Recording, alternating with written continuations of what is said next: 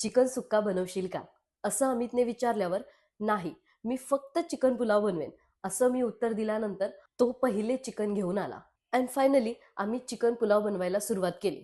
अच्छा, आमच्या घरात जेव्हा जेवण बनतं ना, तेव्हा आम्ही दोघे एकत्र मिळून बनवतो. अमित सगळं काही कटिंग करून देईल, देन मिक्सरमध्ये काही बारीक करायचं असेल तर तेही बारीक करून देईल, आणि मी जोपर्यंत जेवण बनवते तोपर्यंत तो राहिलेली भांडी घासेल आणि अर्धा किचन ओटा क्लीन करून ठेवेल. त्यामध्येच माझी काळजीही घेईल. आमच्या दोघांची जेवण बनवण्याची ही पद्धत आत्ताच नाहीये, लग्नाच्या अगोदरपासूनची आहे. किचनमध्ये जेव्हा एकत्र जेवण बनवतो ना, तेव्हा एकमेकांना समजून घेणं खूप सोपं जातं. अगदी जेवणाप्रमाणेच. जेवणात कसं तिखट मीठ योग्य प्रमाणात असेल ना, तरच जेवण टेस्टी लागतं.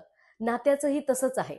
समजून घेणं आणि समजून सांगणं हे जर योग्य प्रमाणात असेल ना, तरच नात्याची चव ही चांगलीच असते. चला, तुमच्याशी हे बोलत बोलत चिकन पुलाव रेडी झालाय. आणि हो, अमितसाठी रस्साही केलाय.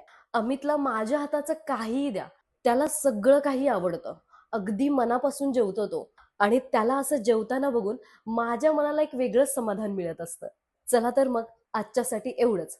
कसे वाटतायत तुम्हाला डेली रुटीनचे व्लॉग, हे कॉमेंट्समध्ये मला सांगायला विसरू नका. So stay happy, stay positive, and see you in the next vlog. Bye.